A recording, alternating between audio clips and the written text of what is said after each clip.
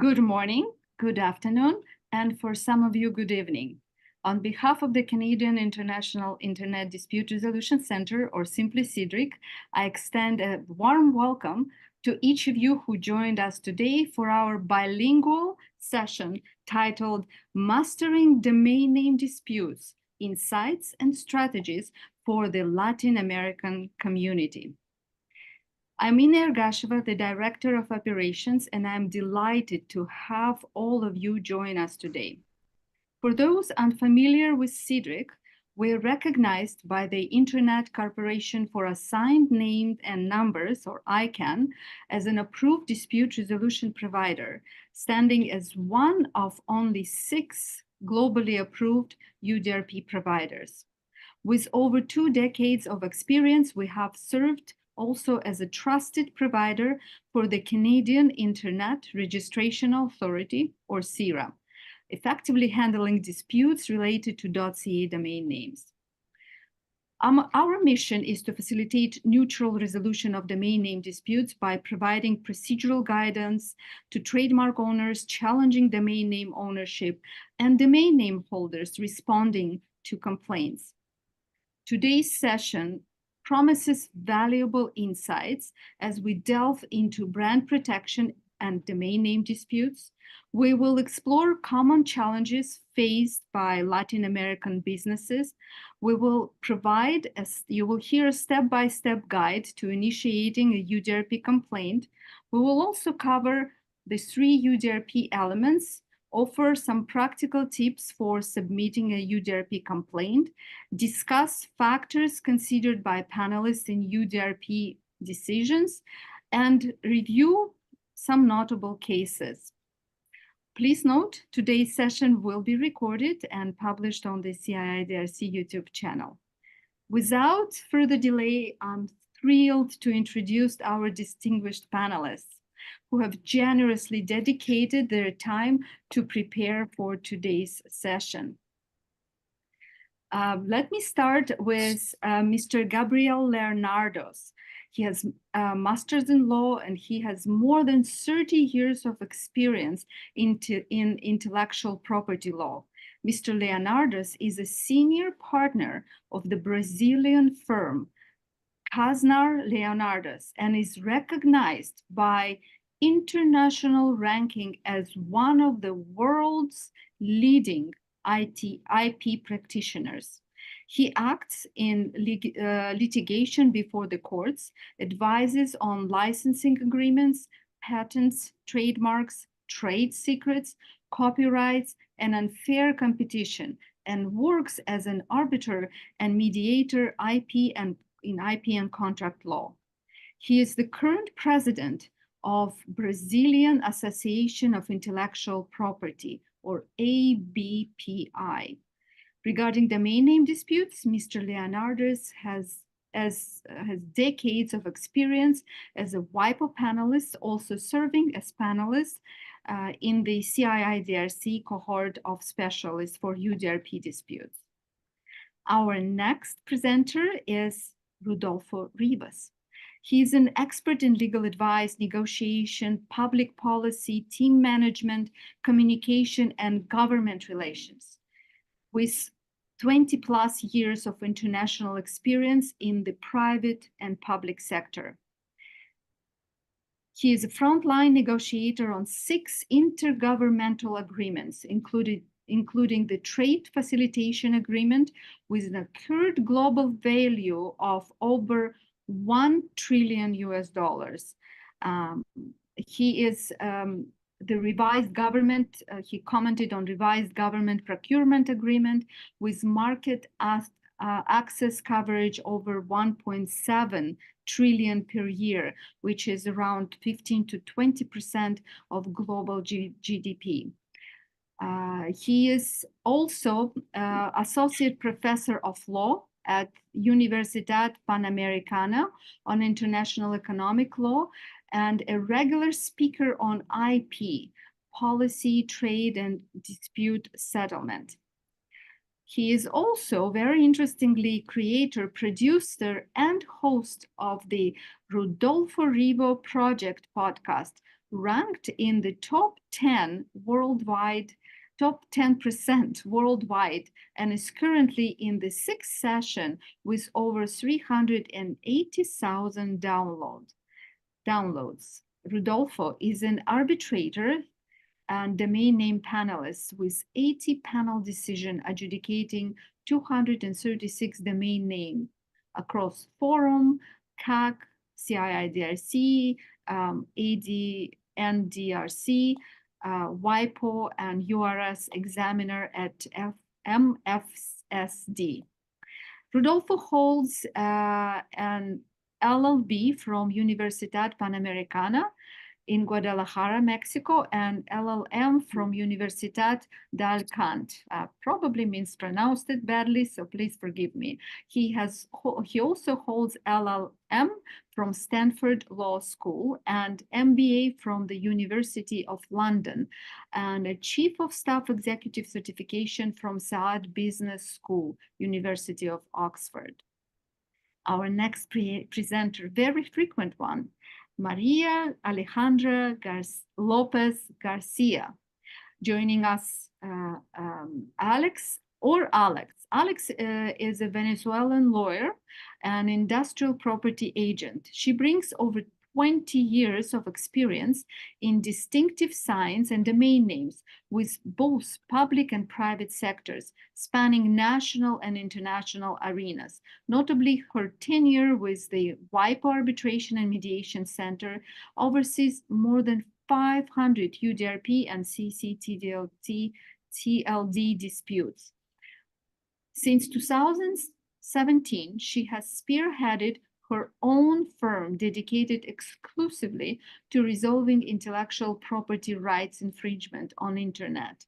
And Alex has been a member of our panel on UDRP and CDRP experts since 2020, delivering numerous decisions which are accessible through our website. And last and not least, Dr. Gustavo Moser, arbitration specialist, lawyer at LexisNexis in London, United Kingdom, counsel, panelist, and arbitrator in the practice areas of intellectual property, international commercial law, domestic and international sale and goods, and dispute resolution. He is qualified to practice law in Brazil, Portugal, and England and Wales. Gustavo has managed many hundreds of arbitrations and domain name disputes in his capacity as legal counsel at the London Court of International Arbitration and as a legal officer at the World Intellectual Property Organization Arbitration and Mediation Center. His experience spans a variety of industry sectors, jurisdictions, applicable laws, and legal areas.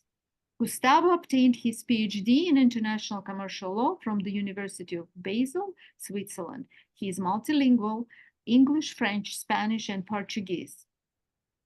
And now, without further ado, I will hand over the floor to our esteemed panelist, Alex, who will start her presentation. Alex, to you. Thank you very much, Ina, for that incredible presentation. So as Ina said, this is a bilingual webinar that we decided to deliver for you. So I'm going to switch into Spanish. Sí, a ver, ¿qué les traje hoy? Yo voy a enfocarme principalmente en dos aspectos muy importantes que están muy vinculados con el entendimiento de las disputas en materias de nombres de dominio, que son la protección de las marcas en Internet, haciendo especial referencia a los programas de Brand Protection, y la ciberocupación en Latinoamérica. A ver, ¿rueda o no rueda? Creo que no está rodando.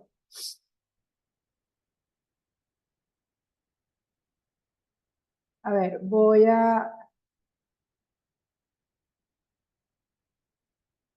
¿me siguen o no? No. A ver, voy a volver a compartir, a ver si...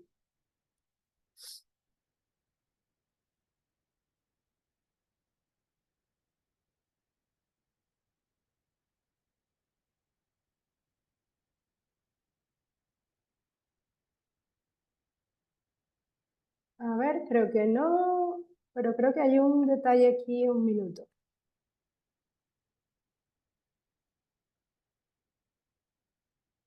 Bueno, denme un segundo, voy a volver a intentarlo.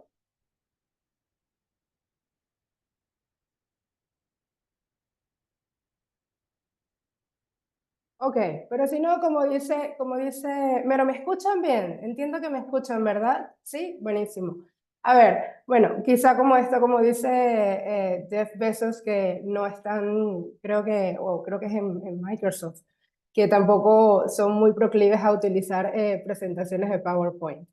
Pero a ver, lo que les he traído hoy en relación a a la protección de marcas en Internet es muy importante. A ver, ¿qué se puede conseguir en la práctica? Lo que he visto en la práctica es que ya no solamente la protección de la marca per se, es decir, su registro hoy en día, y sobre todo luego de la pandemia, muchas empresas que necesitaron digitalizarse. ¿Por qué? Porque el registro ya no es suficiente. O sea, simplemente registrar la marca y tenerla no va a garantizar su visibilidad. Sabemos que ya la marca tiene que ir, evidentemente, a un proceso de digitalización. ¿Y cómo pudiera empezar este proceso? Pues este proceso se inicia con llevar a la marca tanto a las redes sociales, pues de todas las que ya existen.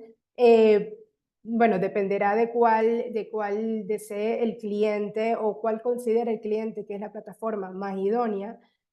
Posteriormente llevar esa marca a una página web, desarrollar un sitio web. Evidentemente, seleccionar un nombre de dominio, bien sea bajo una extensión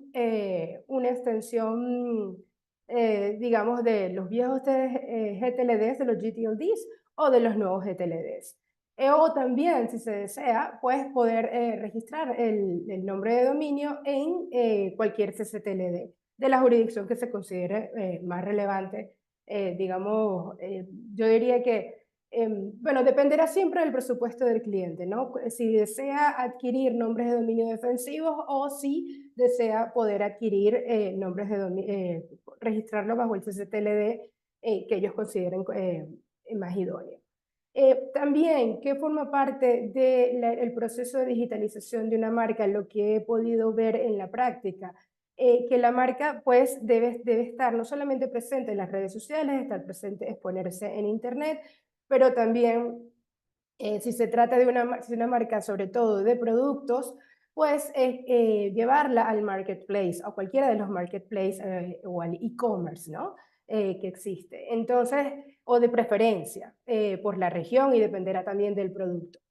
Pero es muy importante tomar en cuenta que el e-commerce, por ejemplo, ya para el 2023, de acuerdo a ciertas empresas que realizan estos análisis minuciosos, el e-commerce puede representar hasta 6 millones de millones al cierre del año 2023. Esto también es un dato que les he traído de hecho tuvimos la oportunidad de tener un webinar con él, con David Barnett, en uno de sus libros que se especializa en el brand protection, en la protección de la marca, o sea, hacer todo este seguimiento de la marca en Internet y no solamente una vigilancia en una o dos secciones, sino de manera bastante global, ¿no? Si desean conocer un poco más sobre en lo que consiste la protección de la marca en línea y todo lo que consiste un programa de brand protection, yo les sugeriría consultar con este autor que próximamente, de hecho, va a salir a la venta su nueva edición, aunque el libro actual se puede conseguir también por Amazon. Entonces, a ver, ¿qué sucede? La idea que yo les traigo aquí es que si una marca, o sea, hoy en día, y que está muy intrínsecamente relacionado con la ciberocupación, eso son los programas de Brand Protection. El programa de Brand Protection es, yo diría, hasta necesario, pues para poder hacer el seguimiento de esta marca en Internet en cualquiera de sus secciones, ¿no? Bueno, también hay que tomar en cuenta el aspecto de la marca de los sitios web falsos que pudieran surgir, que no necesariamente son casos entran dentro de lo que es un escenario de ciberocupación, pero que también entran de lo que es un programa de monitoreo y de brand protection.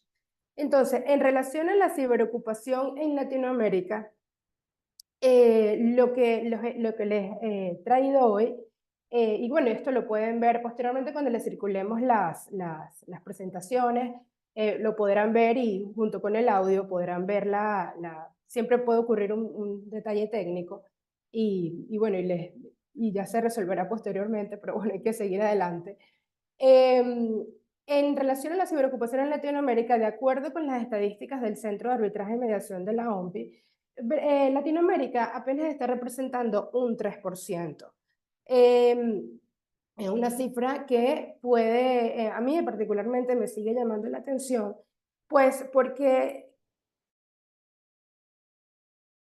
creo que sigue habiendo un gran espacio y para muchísimas marcas y también para muchísimos titulares, nuevos titulares marcarios que se estén adentrando dentro de digamos, empezar a navegar en esta especialidad o que están empezando a tener problemas con su marca en Internet, pues es importante tomar en cuenta todos los, digamos,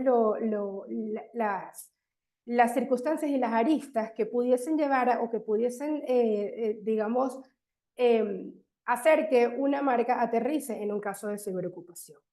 Entonces, bueno, creo que con esto le estoy abriendo aquí el espacio a mi colega Rodolfo Rivas, quien les va a hablar un poco sobre cuáles serían estos detalles en relación a un procedimiento UDRP.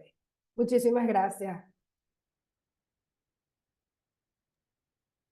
Gracias, Alejandra, and thank you, Ina, for the presentation. Let me continue, and I'm going to continue in Spanish, bilingual session.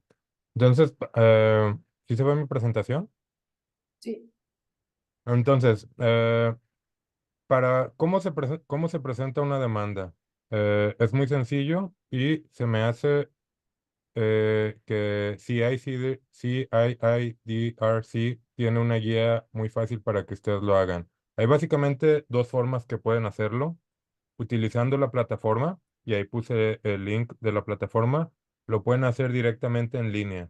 Eh, Ustedes acceden a este link y llenan todos los datos directamente ahí, y cuando estén listos para enviarla, simplemente le dan clic. Esa es una opción.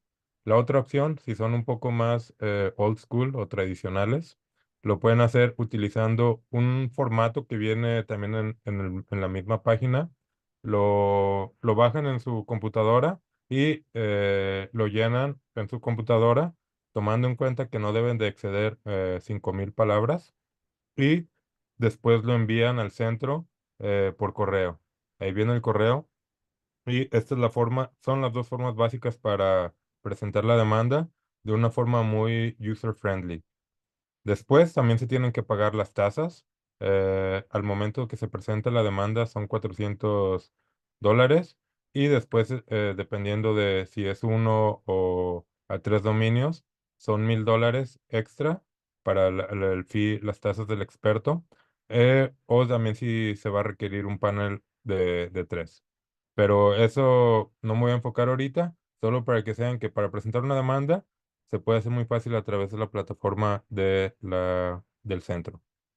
Eh, y también en esa misma página donde viene esta información, viene una pequeña guía que es una especie de checklist de qué es lo que deben de incluir en la demanda. Desafortunadamente, en mi experiencia, muchas veces los demandantes parece que ni siquiera leen este checklist porque incluyen muchos errores en su demanda. Si pudieran leer este checklist, eh, serían un trabajo más fácil para ellos y también eventualmente un trabajo más fácil para el panelista. Y últimamente es bueno que sea fácil para el panelista, porque si el trabajo del panelista es más fácil, se puede enfocar más en los hechos y no tanto en los hechos y las pruebas y no tanto en tratar de desentrañar la demanda. ¿Qué se requiere? Son cuatro guías que presenta este checklist. La primera y la más importante es que se tiene que tener y demostrar claramente la titularidad de una marca. ¿Cómo se hace esto? Usualmente la forma más sencilla es incluir una copia del certificado de registro o cualquier otra evidencia clara que respalde su derecho sobre la marca. Se sorprenderían que muchas veces esto que es tan sencillo no está incluido. Lo segundo, incluir como anexo copia del juicio. ¿Por qué es importante? Porque incluye información de la fecha del registro. Tal vez la información de la identidad del titular del nombre de dominio no viene ahí por cuestiones de privacidad, pero simplemente saber la fecha y saber que estamos hablando del verdadero del nombre de dominio en cuestión. Tercero, proporcionar toda la información que se tenga en relación al demandado. Muchas veces cuando se presenta la demanda, no se tiene la información completa del demandado. Esto se proporciona después. En este momento, cuando se proporciona esta información, se tiene que revisar los argumentos que sean relevantes y refiriéndose a la identidad del demandado. De hecho, no sé qué porcentaje de las demandas participan, no lo hacen. Usualmente cuando se proporciona la información, básicamente lo único que hacen es cambiar el nombre del demandado sin revisar los argumentos.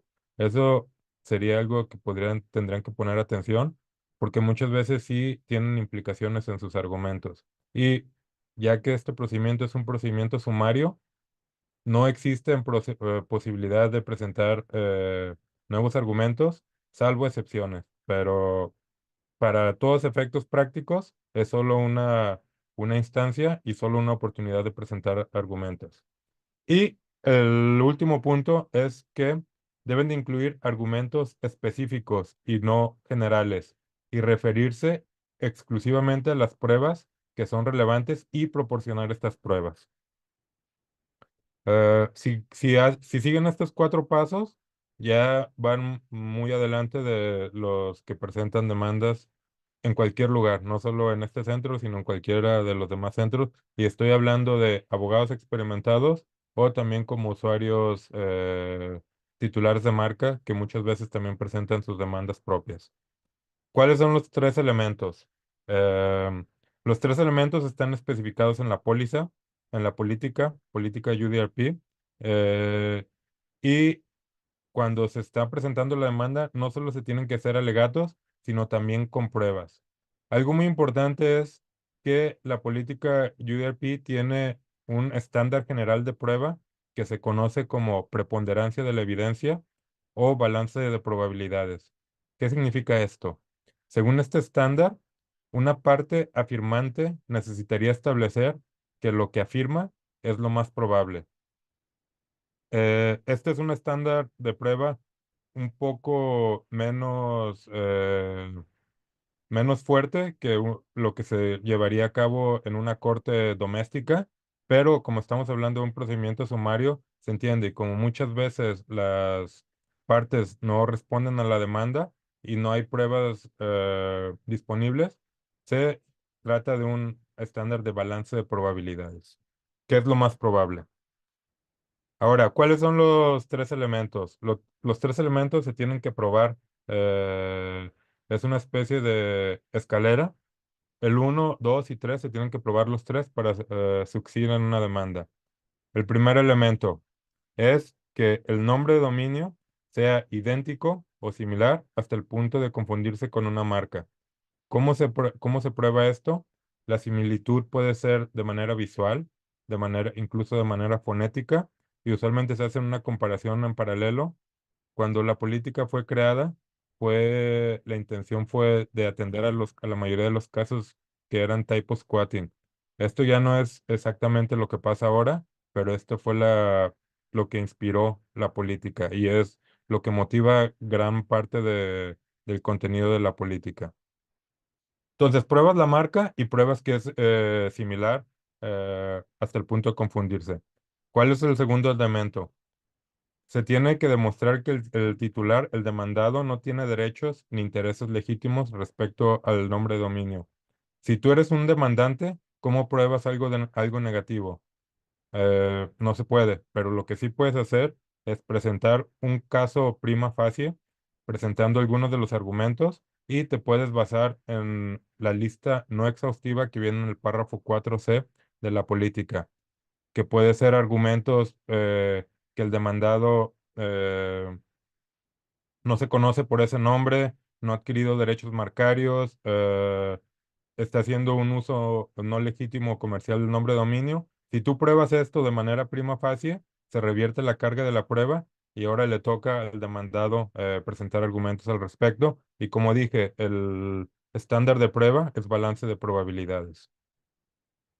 Nos vamos al tercer elemento y este es el que a mí en personal más me gusta porque es el más interesante y se tiene que demostrar la mala fe tanto al momento del registro como al momento de la utilización. Y similar al elemento número 2, el párrafo 4b establece una lista no exhaustiva de circunstancias que pueden indicar la mala fe del demandado. Eh, el que usualmente es más común es que es el último y este es un poco como el catch-all de este elemento, y es que el demandado intentó intencionalmente atraer con fines de lucro comercial a los usuarios de Internet al sitio web del demandado u otra ubicación, creando una probabilidad de confusión con la marca. Esto básicamente son los tres elementos. La verdad es que es muy sencillo y con esto paso a inglés con mis concluding thoughts para mi parte. To file a dispute, you can use the available tools at CIIDRC, which are available through their website. You can do it online through the system, or if you are a bit more traditional, you can send it through a document by email. Remember to always address carefully the three elements. You only get one chance. There's the exceptions, but treat it as if it's only one chance. And whenever you find more information regarding the identity of the domain name holder, please update your arguments and your whole complaint. Do not just focus on the identity because it can have implications to your complaint. And you can only succeed if you satisfy the three elements. But that's what I had to say. Now we can move on to the next presenter. Thank you. And our next presenter is Gustavo. He will be speaking about the practical tips for submitting a UDRP complaint. Thank you, Ina. Hello, everyone. I'm delighted to join today's rather distinguished panel, and my gratitude to you, Ina, for the invitation. So I'll be sharing today some practical considerations on how to maximize your chances to succeed in a UDRP case. It's certainly not a one-size-fits-all formula, but instead sort of a roadmap, or if we want to say a framework within which to increase your chances, increase the odds of prevailing in a UDRP dispute. Some of the considerations I will be sharing are likely to resonate with what you have experienced in your daily practice, or also to overlapped with what had been discussed today. But I'm very hopeful that there'll be some take-home messages from my talk. So I'll be moving to the business of today. So we'll be discussing the first part of the presentation, project managing a UDRP case, some key steps. And then a second and last part, I will be taking you through a UDRP panel's mind, a snapshot, unveiling the main tools and factors that will likely convince a panel to rule in your favor. Right, so to kick off with the project managing a UDRP case, some key steps. So here I would like to, first of all, point out the understanding the applicable legal framework. This step consists of understanding both the hard law and soft law, so hardware the governing law, the UDRP policy, UDRP rules, but also the supplemental rules, for example, the Canadian Centre. And soft law being the case law from various different UDRP providers, overviews, guidance notes, checklists, practical guidance from different stakeholders, best practices, so on and so forth. So first and foremost, understanding the applicable legal framework.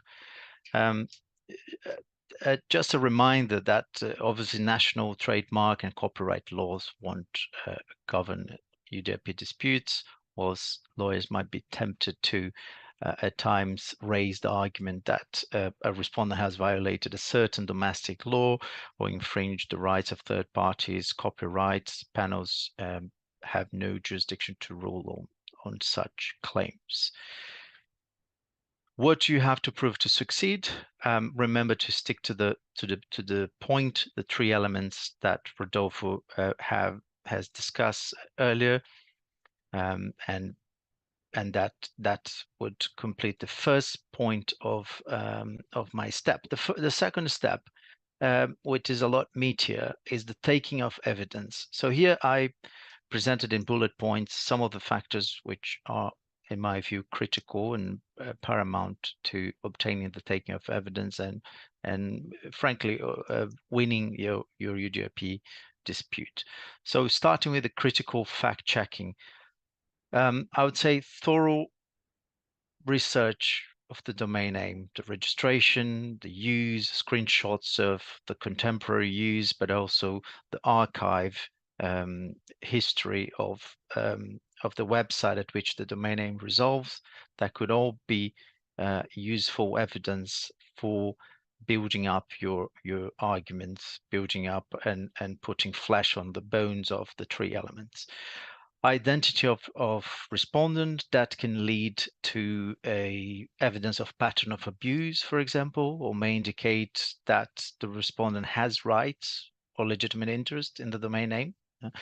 So that is extremely important as well. Now, how you may elicit that information, how you may obtain that information, you can obviously contact the registrar, attempt to contact the registrar, but you may also attempt to contact the host of any website that the domain name points to. So I would suggest that you check the host terms and conditions in case of any breaches and flag this in the request.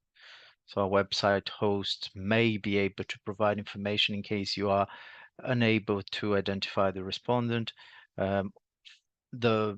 Likewise, the website host may be able to temporarily or permanently disable the respondent's website.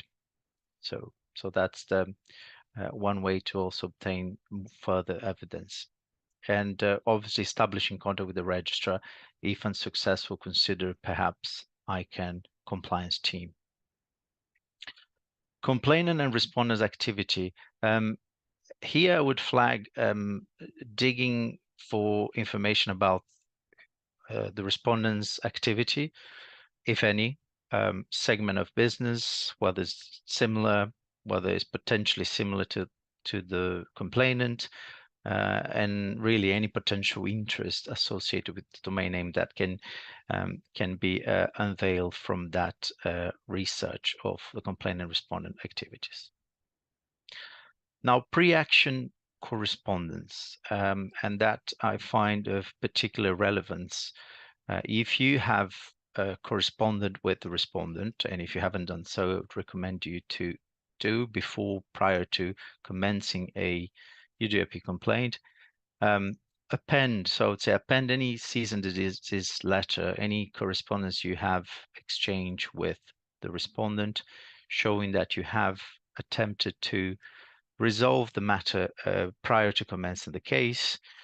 Consider doing so if you haven't yet before filing.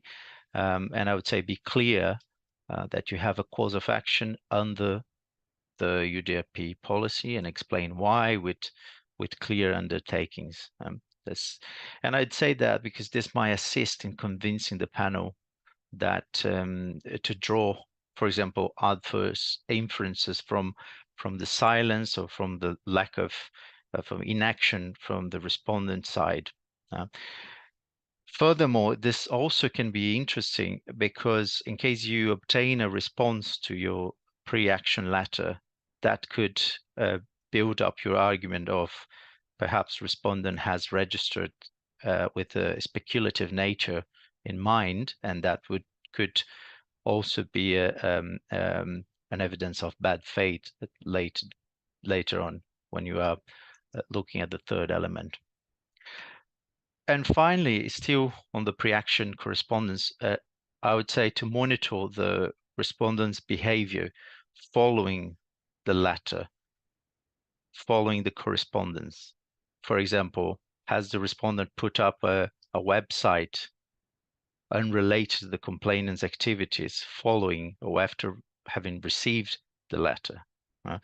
So our panel will, and more certainly may view this as a sort of smoke screen for an abusive registration. So monitor that as well, and collect that evidence and present that, append that to the request.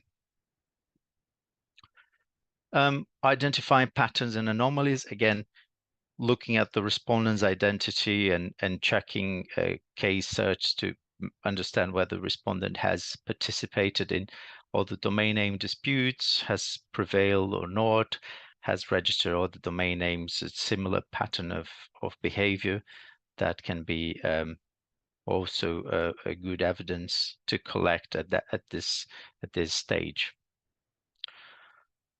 Then establishing UDRP relevant rights, the threshold for establishing rights is fairly low, covering not only registered trademarks in any jurisdiction, but also in certain specific cases, personal names or unregistered trademarks and even geographical indications. I would say if the complainant has registered trademarks and those marks predate the registration of the domain name, then the first element is very straightforward.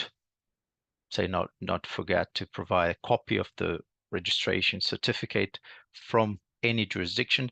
However, preferably the jurisdiction in which the respondent resides or appears to reside according to the WHOIS data, according to the information you have collected, or where the respondent is incorporated if it's an entity, it's a legal person.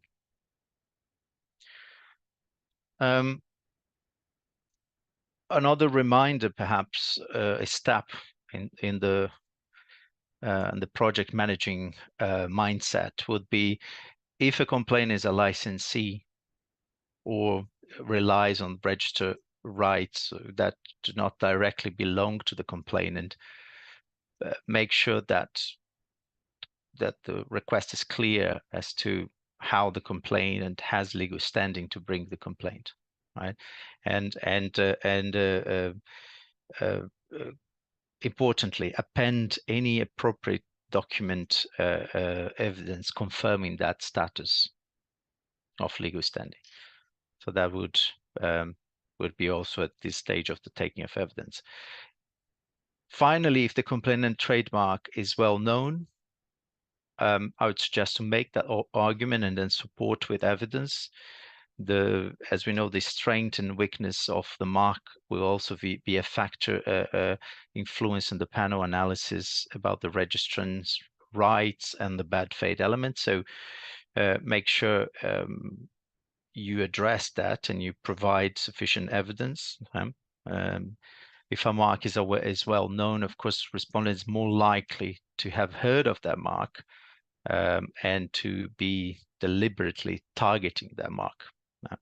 So I would suggest to add either links or copies of the other decisions, for example, where panels have found that a certain mark is well known, any certificate where that has been acknowledged as well. And if you're unable to do that, but still believe that there is a well-known, some factors would include also awards, advertising spend, statistics from website analytics, and how long has the company been established, turnover, so on and so forth. lots of data that would attempt to convince the panel that the mark is well known as well. Lastly, if you're arguing if that is a that you need to establish right in a common in a unregistered trademark, obviously that is a it's the burden is higher. So and then you might have to look into different factors: duration, continuity of the mark, sales, advertisement efforts, money spent, sales figures, its consumer service, etc. That is a much higher threshold. So that completes the second step. Now moving on to the third out of 4 steps, the early case assessment. So now here I would consider a sort of analysis, a cost-benefit analysis, whether recovering the domain name, how much would cost, lawyers' fees, you have management time, you have the UDP service providers' fees, and then considering that cost within that umbrella of, do I have a strong case, it's worth filing a UDP complaint, on the basis of all the evidence collected as well, noting the risks of reverse domain name hijacking. Do I have a straightforward, more nuanced factual legal matrices? If the case is more nuanced, maybe considering whether a 3-member panel be more suitable. Obviously, there are cost consequences, but maybe an opportunity to nominate someone who might be more aligned with your legal position as well.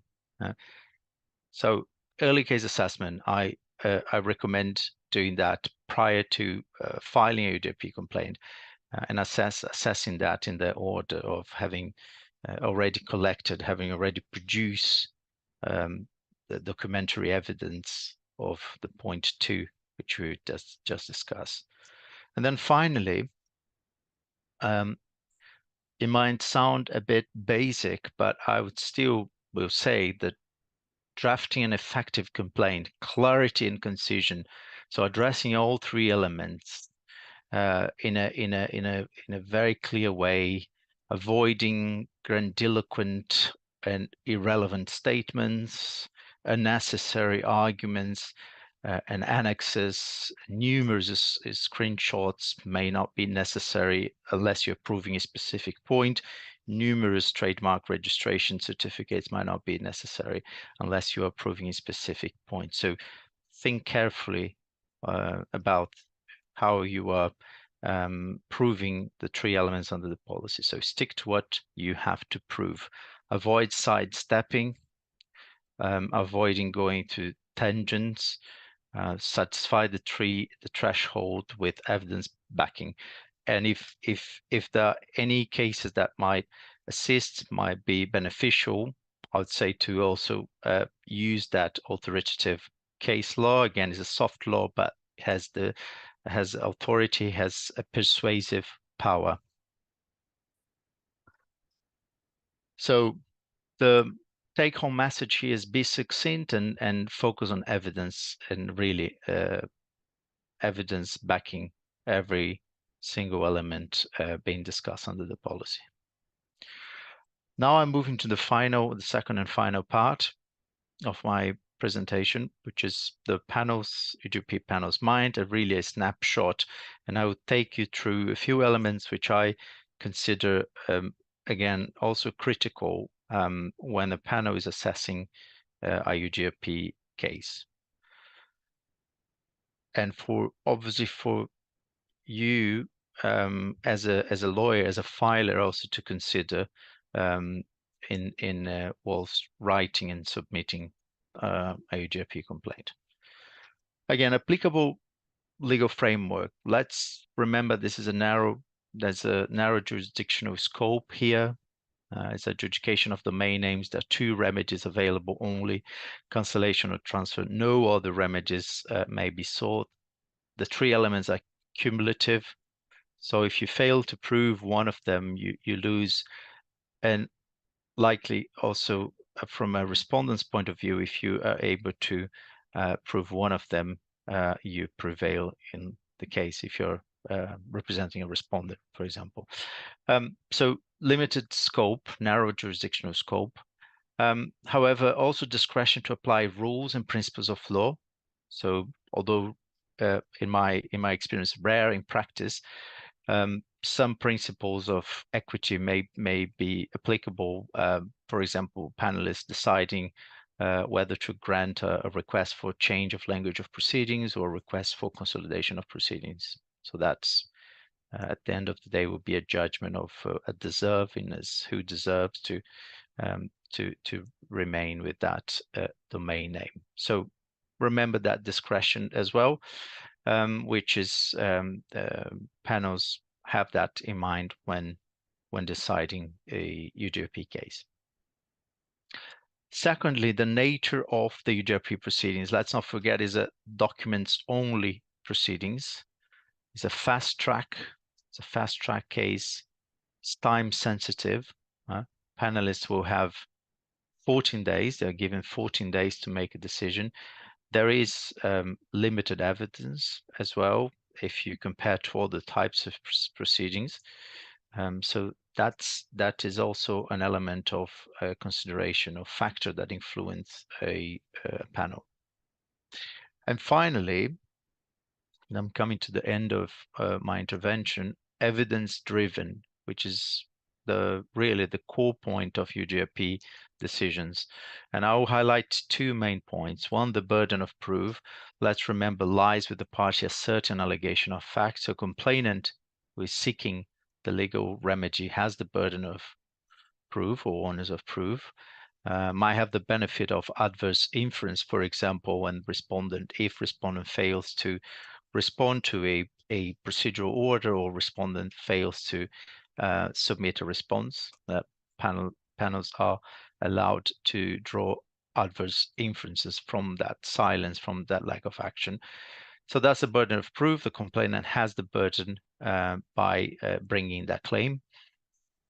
And the standard of proof, let's also not forget, when we are taking the evidence, let's not forget what panels are looking, what's the standard adopted, which is the level of certainty that must be must be obtained to prove a fact. So it's a balance of probabilities. So what's more likely to have occur, the fact is more probably to occur than not. Is not a criminal standard, is a civil procedural standard.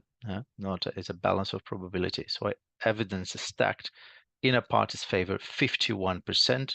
It's what you need. So that serves both ways if you either representing a complainant or a respondent. So bear that in mind, that standard of proof, the balance of probabilities, and bear in mind the burden of proof that you, as a complainant representative, you have the burden to,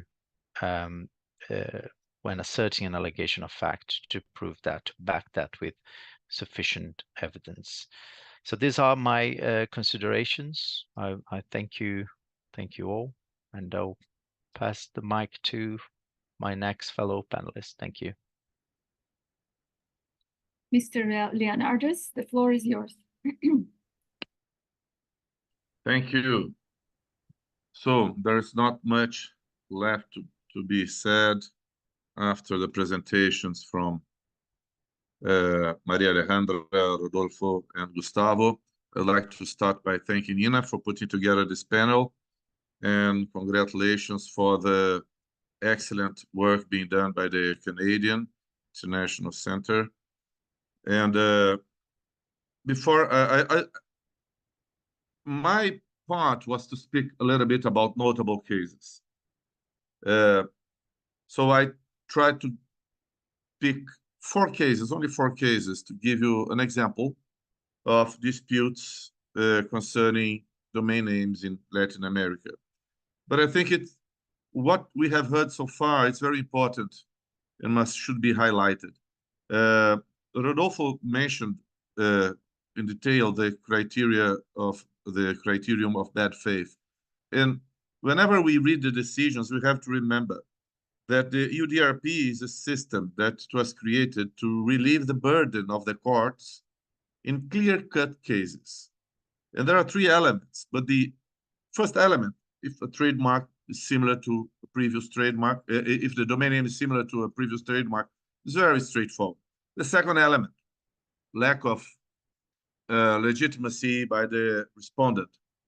Well, as Rodolfo mentioned, it can be assumed the respondent has no legitimacy and that the respondent may simply present a reasonable explanation. And then the second element will be lacking. But the bad faith, what is interesting is that the complainant, and in our terminology, for those who are not really used to that, so basically the complainant is the plaintiff, and the respondent is the defendant. So the complainant, he must go to some length to show the bad faith. As Gustavo mentioned, it is the burden of proof lies on the complainant. And the bad faith in this case is a subjective bad faith. It is a fraud, deceit, an intent. So, of course, you can always assume there is bad faith because of the actions of the respondent, and there are a lot of tips and hints in the materials that can assist anyone drafting a complaint. But without the bad faith, the dispute will never be ruled in favor of the complainant. That doesn't mean that the complainant has no rights at all, because sometimes the complainant has rights that can only be asserted through a court of law and not through this very limited procedure, which is the UDRP. So sometimes I even draft decisions and explaining that to the decision. The fact that this complaint is not granted because of the limitations of the system doesn't mean that the complainant is precluded from his or her rights to achieve a remedy through the courts, which of course can make a much broader analysis. The other initial remark that I would like to make, Gustavo mentioned very briefly, is the fact that sometimes they are rare, but I've made them and we all made them, and sometimes the panelist, the specialist drafting the decision, he or she may issue a procedural order. Whenever there is a procedural order, this may be directed to the complainant or to the respondent.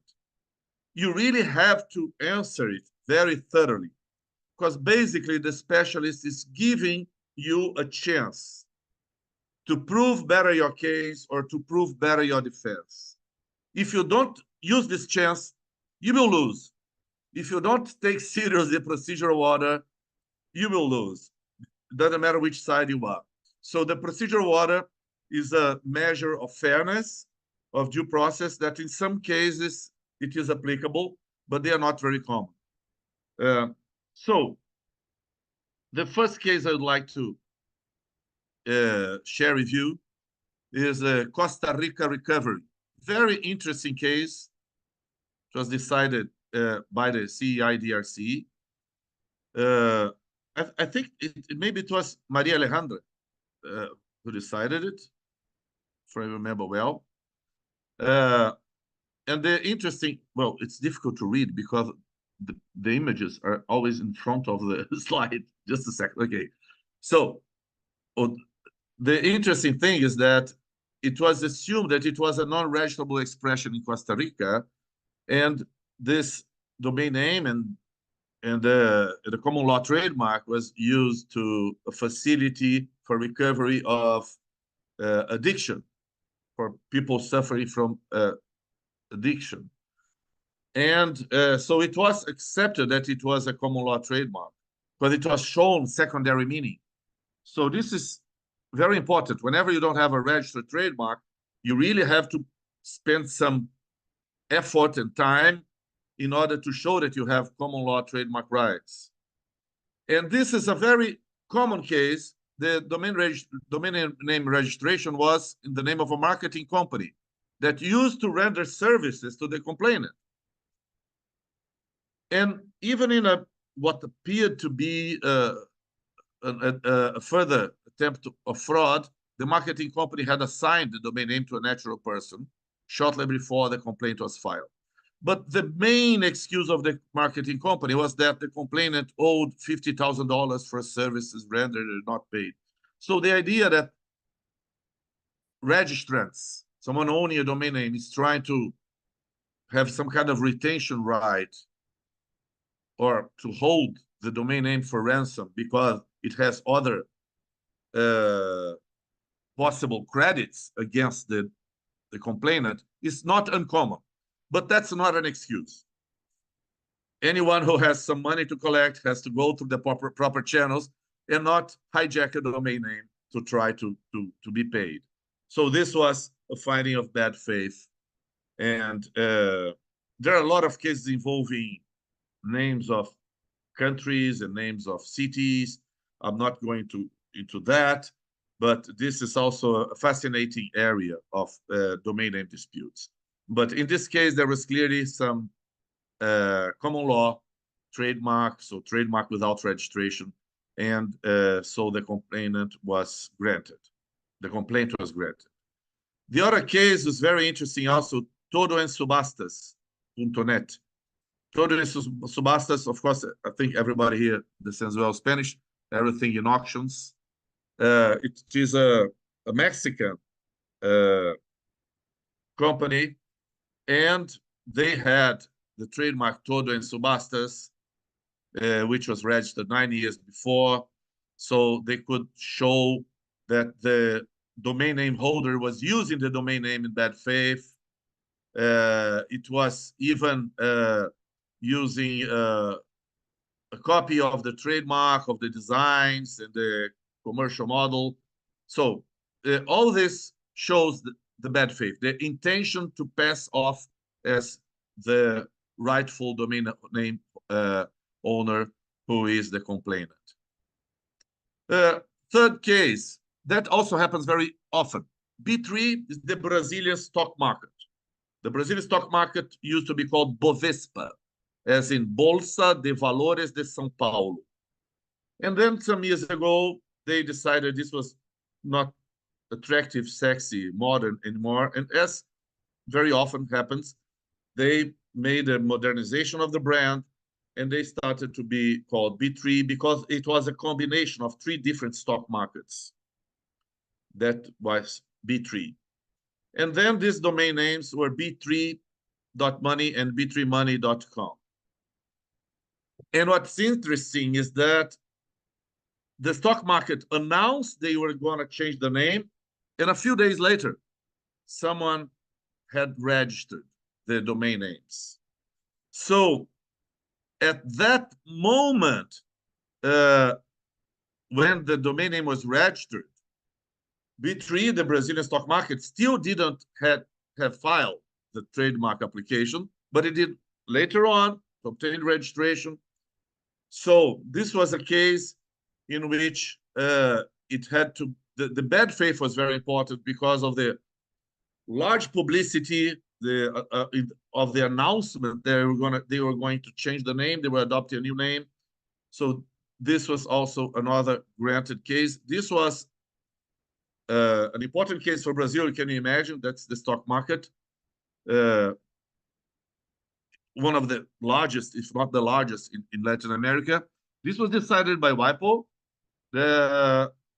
In the last case I'm going to share with you, which I think it's worth just for you to get to know as a matter of example, is that UDRP, of course, is applicable to several general top-level domains like .com, .net. And several countries adopted UDRP as well. Other countries have their own systems. Brazil adopted its own system, and which was really strongly based in UDRP.